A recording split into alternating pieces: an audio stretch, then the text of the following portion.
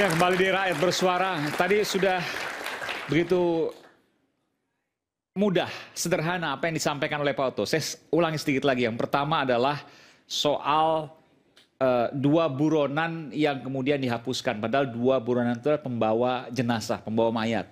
Kalau duanya hilang, siapa yang bawa mayat? Tadi Pak Oto bilang apakah bisa pindah dengan sendirinya, terbang dan lain sebagainya? Tidak akan mungkin. Yang kedua, batu yang dijadikan barang bukti yang apakah mungkin batu barang bukti itu kemudian disimpan oleh pelaku? Juga tidak mungkin. Yang ketiga adalah botol minuman air mineral yang digunakan untuk meminum minuman keras. Itu juga disimpan oleh pelaku. Apakah botol air mineral yang bekas minum-minuman keras itu disimpan? Kecil kemungkinan. Dan yang keempat adalah soal tidak ada pendampingan pengacara pada beberapa atau salah satu terdakwa pada waktu itu. Saya belum baca. Ada tapi ya? Ada yang tidak didampingi, tapi nggak tahu apakah seterusnya tidak didampingi. Oh, baik. Tapi yang berita cari saya lihat ada yang pertama kali tidak didampingi. Baik. Dan dengan 4 logika sederhana tadi, Pak Oto sebagai advokat senior, saya boleh katakan sangat meyakini, Pak Oto? Saya kira saya yakin ya. Yakin, sangat yakin bahwa ketika nanti PK diajukan, maka baik Saka Tatal maupun 5 terpidana lainnya akan bebas. Apakah itu akan terjadi atau tidak? Tidak ada yang tahu. Tapi supaya imbang, saya akan memberikan kesempatan pada Bung Fredrik Yunadi.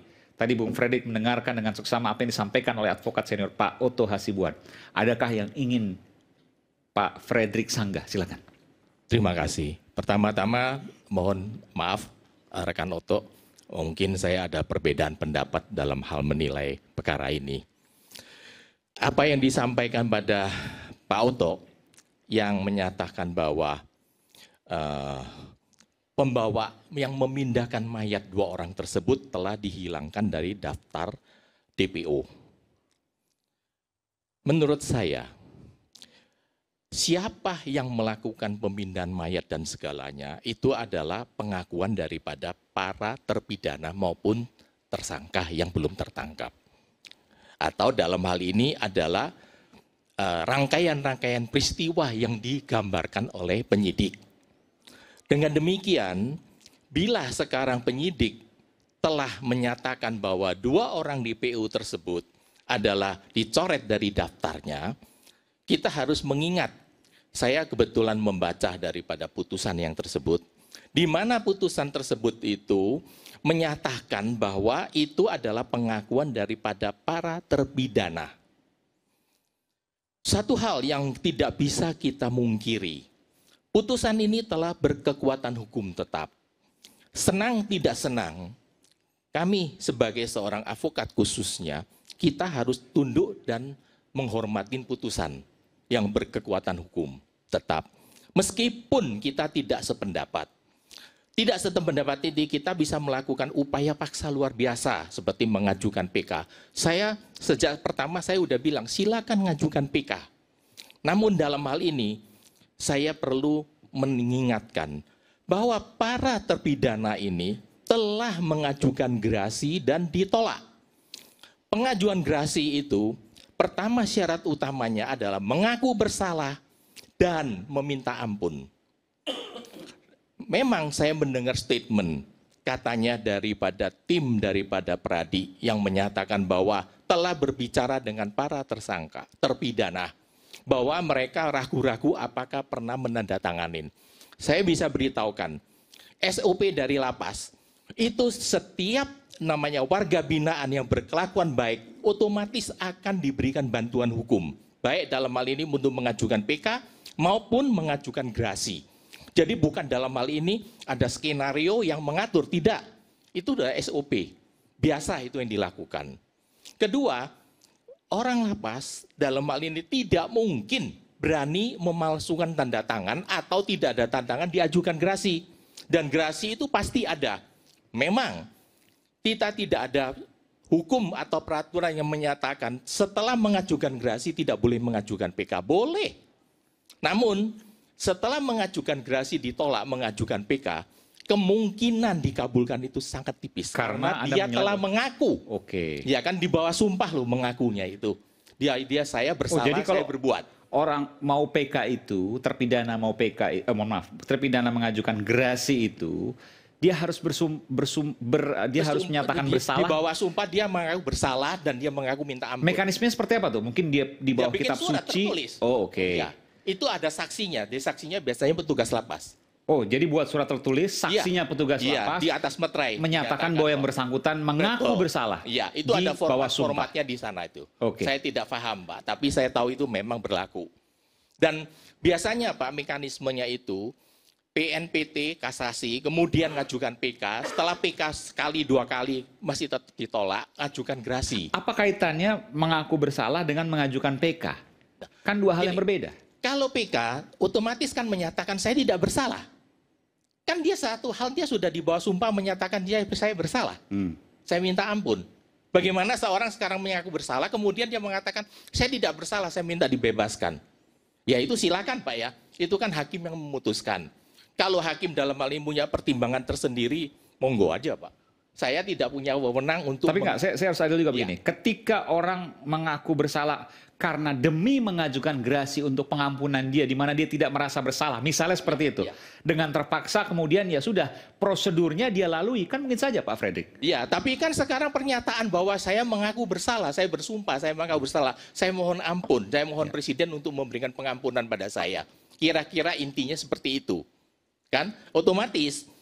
Kalau dalam hal PK dia mengatakan saya tidak mengaku bersalah, itu kan kontradiktif, Pak. Itu kan suatu pernyataan di bawah sumpah loh, Pak. Pak, itu kalau bawah sumpah, Pak, itu risikonya besar sekali, Pak. Oke, sebelum kita lanjutkan, saya persilakan dulu Pak Bung Henry Yoso Diningrat. Kita berikan tepuk tangan Bung Henry. Terima kasih. Lewat sini, Bung.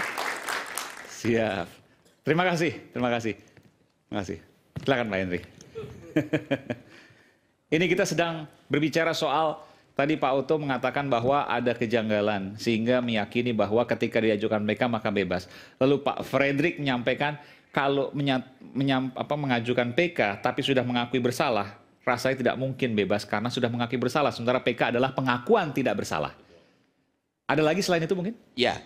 Kemudian Pak, masalah tadi rekan Oto mengatakan bahwa dibebasnya Peggy dari pra-peradilan itu merupakan suatu hal yang menjadi novum yang akan diajukan dalam PK.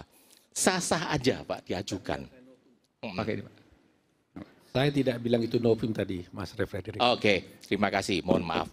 Jadi seolah-olah itu kan putusannya prapernya Peggy itu akan mempengaruhi. Oke, silakan Pak ya kan dalam hal ini. Tapi yang saya perlu ingatkan Pak, praper itu kan hanya formil, Pak. Nggak ada artinya. Tidak menyentuh materi pokok perkara. Dengan demikian, apakah Peggy ini tidak bersalah menurut hukum? Hingga hari ini belum. Tapi penahanannya dinyatakan tidak sah oleh hukum. Karena apapun yang dilakukan oleh hakim tunggal, itu wajib kita taatin dan kita tunduk. Dan memang sudah ditaatin, sudah dilaksanakan oleh pihak penyidik. Namun, sebagaimana dengan pada Perma nomor 4, nomor 2016, pasal 2 ayat 3, sangat jelas. Seseorang dibebaskan daripada penetapan tersangka dalam pra-peradilan, tidak menutup kemungkinan dan kewajiban daripada penyidik untuk melakukan penetapan tersangka yang baru. Iya. Ya. Saya mau tanya ke Pak Fredrik. Pak Fredrik mendengar bahwa akan ada upaya gugatan hukum terhadap Peggy Setiawan atas pra-peradilannya kemarin yang kemudian dibatalkan oleh hakim. Betul?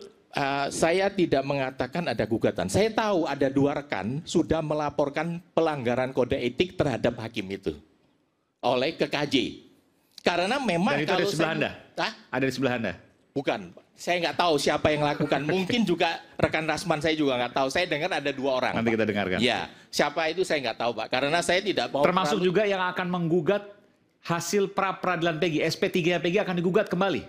Ada staf namanya staf ahli Kapolri, saya sudah sampaikan bahwa Perma 4 2016 memberikan sangat luas daripada panggung pada penyidik untuk melakukan penetapan tersangka kembali. Sprindik itu Pak dilakukan kedua disusulkan langsung, ada yang hari ini praper, besok sprindik baru keluar Pak. Banyak sekali Pak yang dialamin Pak. Yang saya tanganin kasusnya Pak Setia Novanto. Praper menang, sprindik langsung keluar, langsung penangkapan. Itu sudah lazim Pak dilakukan di dunia ini Pak. Karena memang Pak, sewaktu itu Pak. Untuk kasus korupsi ya, tapi Ya, kalau untuk bukan kasus ini kan beda. Kasus banyak sekali Pak. Saya ada ratusan kasus Pak ditanganin Pak. Jadi Praper Praper menang, keluar sprindik baru Pak. keluar surat perintah penyidikan baru. Iya, dengan LP baru Pak. LP kan bisa LPA, LP langsungnya polisi lapor sendiri, atau cari aja siapa yang untuk lapor Pak. Itu sangat mudah sekali. Dan karena ini Pak, Praper dalam hal ini sebelum tahun 2016, itu masih bisa dilakukan upaya namanya kasasi Pak. Tahun 1995, saya Praper masalah penyitaan terhadap waktu itu adalah Dir Ekonomi Bareskrim Pak. Saya dimenangkan Pak, menyatakan penyitaan tidak sah. Dan dalam hal ini Bareskrim kasasi Pak, tetap dikuatkan Pak putusan. Sehingga waktu itu merupakan suatu petunjuk bahwa penyitaan itu termasuk ruang lingkup dari pra peradilan. Jadi sebentar, apa yang kemudian Pak Fredrik tadi sampaikan hanya satu alibi, bahwa nggak akan mungkin PK itu dikabulkan karena sudah mengakui bersalah pada saat gerasi. Itu ya? Ya, itu salah satu Pak. Salah duanya? Oke. Itu salah satu. Kemudian itu bisa mempengaruhi putusan PK itu kan namanya pendapat setiap orang yang boleh kedua berbeda Pak. Yang kedua Pak, harus kita ingat Pak.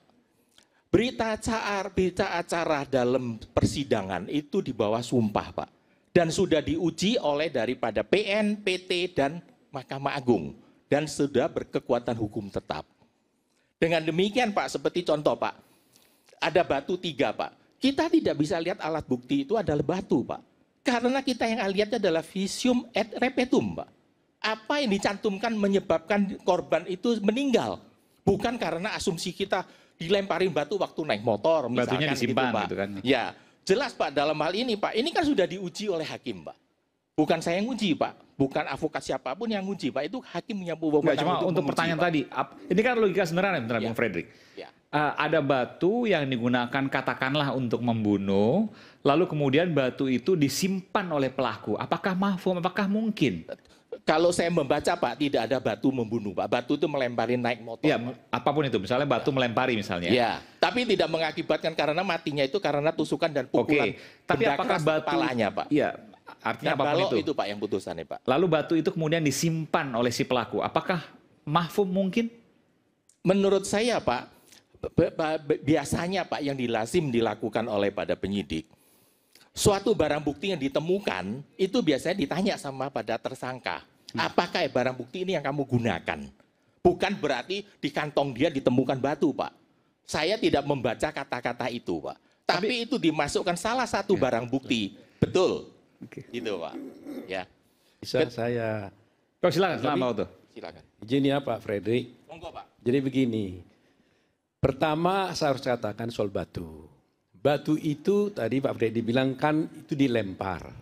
Lempar orang. Ya kan? Betul. Justru lebih parah lagi. Bayangin saya pakai batu ngelemparin. Tiba-tiba penyidik menyita batu itu di tangan saya. Berarti seakan-akan saya udah lempari, saya cari lagi batu itu, saya simpan, disita dari saya. Itu lebih tidak mungkin lagi. Satu. Ya. Karena itu dipakai barang bukti. Katanya kan disitanya itu bukan seperti Pak Fredrik bilang tadi itu. Karena batu itu disita dari Sudirman. Itu kata-katanya di dalam berita acara. Begini Pak, mohon izin Pak. Berita acara itu menyatakan disita daripada Sudirman. Tetapi saya terus terang saya belum baca berita acara tersebut Pak. Itu kan karena dalam putusan itu kan tidak ada berita acara yang dilampirkan. Kedua Pak, setahu saya Pak, barang bukti itu kalau digunakan oleh tersangka, makanya penyidik akan berita acara disita dari saat. Karena tidak ada kata-kata Pak, batu itu disita dari badannya pada Sudirman Pak. Itu ya, tidak ada kata-kata itu Pak. Iya, tapi kan disita dari Sudirman. Ya, berarti betul, dari Pak. dalam penguasaan dia, ya kan? Jadi udah jelas itu. Nanti kita lihat berita acaranya. Saya nggak bawa ya, satu. Ya. Jadi menurut saya kalau batu sudah dilempar, nggak mungkin yang melempar itu cari-cari batunya dibawa lagi tempat dia baru disita oleh penyidik dari dia. Itu nggak mungkin. Kalau bilang disita dari tempat lain, itu saya masuk akal. Tapi disita dari pelaku yang sudah mana batu sudah terbuang, sudah dilempar, itu nggak mungkin.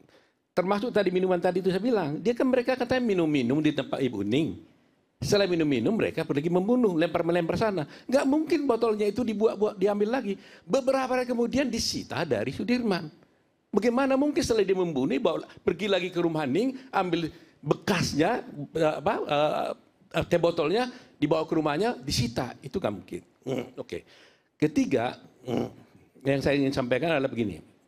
Mengenai PK tadi. Ini mungkin tadi kan Pak Fredrik bilang, kalau sudah orang gerasi, kecil kemungkinannya itu dikabulkan oleh hakim kalau dia mengajukan PK. Pak Fredrik, coba lihat putusan Mahkamah Agung. Itu jelas, ada yang PK, ada yang sudah gerasi, itu dikabulkan PK-nya.